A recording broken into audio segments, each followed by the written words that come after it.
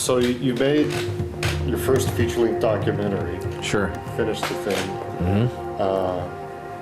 So now you're working on a feature film from a script that you wrote. Correct. Which I actually wrote at the same time while I was working on this film.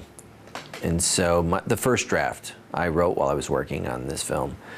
And it was a comedy, and I needed something to make me laugh. And my wife had said, you know, you get really, not sad, but I internalize everything. And so in a really sad documentary, I was going through all the pain all these other people were going through at the same time. And so she said, you're much happier when you're writing comedies. BARRET BOYS, where did that idea come from? Yeah, the BARRET BOYS is, there's 3 boys, and it actually is myself and my 2 older brothers as kids.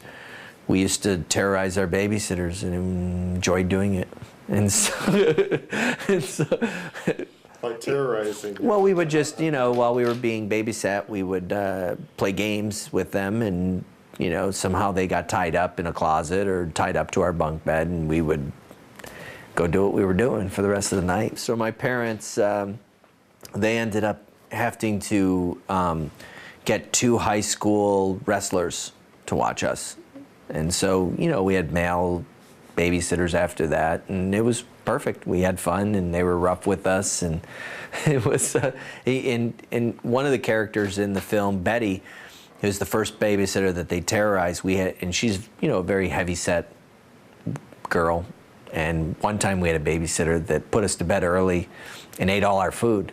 And so that was where, so they all come from, you know, and then the next babysitter we got, I mean, I don't know if we were taking out our aggression or whatever we were doing, but we were just young kids having fun. You know, one time we ran away on them. We tied her up, and I don't know, she got out and called her parents, and her parents and our parents were all looking for us when we were out in the woods. So, well, I read the script, and I thought it was a fun script to make a fun movie.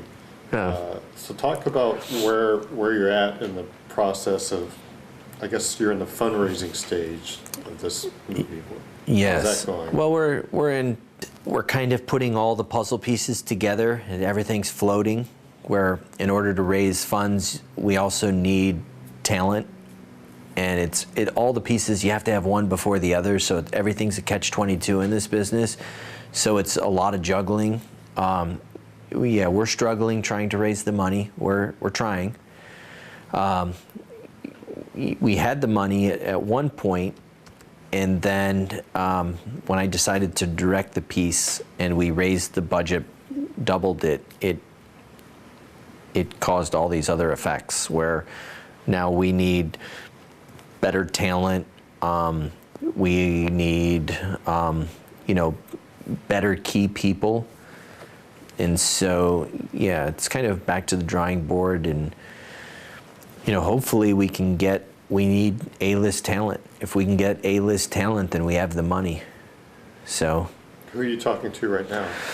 We were talking to Fred Spector. We want Danny DeVito. I think he would make a great store manager or a taxi driver. We're trying to get Eddie Murphy or Chris Rock. They would also make great taxi drivers. Because it is a comedy, we need, you know, comedic people in certain parts, and the taxi driver helps to save the day in the end of the film. And, you know, I just, in my mind, I always saw a little guy from India as the taxi driver, and he's kind of a superhero as well. So, and who else are we looking at? We're looking at, William Morris wants to attach Jill Hennessy, but she's not big enough for our financiers. So it's, you know, it's a challenge.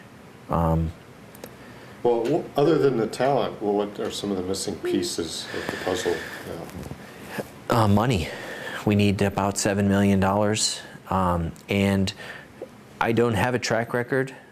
The documentary doesn't count. It's a different world. And so we have distribution companies that want to give us theatrical distribution, but they want to see who our key people will be.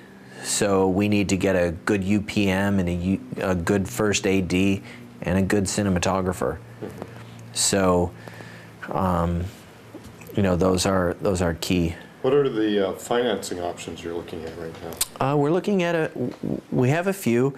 We're looking at if we film in the state of Louisiana, we have a bank there that will give us all the money, but we need the A-list talent and the distribution deal, which we have the distribution deal. We just need the A-list talent. And we have another deal in New Mexico, but we need a letter of credit for that one. And so since we upped it, we need about $7 million, someone to say that, you know, they have something to back it. And then there's a couple private things that we're trying to go down and get private investors. So we'll see what happens. And we have good talent. I believe we have Michael Richards, and hopefully we don't lose him, but we have him, and I believe in him. He's kind of a fallen angel in Hollywood. He was a TV star. He has done some movies, and I believe he is the character for Larry in our film, the bumbling thief, and I think he would shine in it. I think he would add a lot, you know, to the production. And the financiers just don't think he can sell movie tickets. Because he hasn't been in a movie before. Because he hasn't been, yeah, he's not a face that can sell, like, they said, well, he's not a Tom Cruise.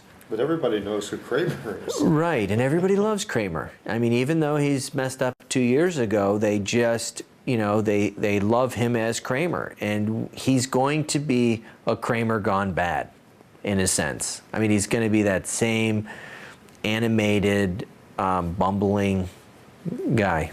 Well, you know, when I talked to Vilmos Zsigmond's agent, Patty Mack, and I mentioned Michael Richards as one of the bungling thieves. Yeah.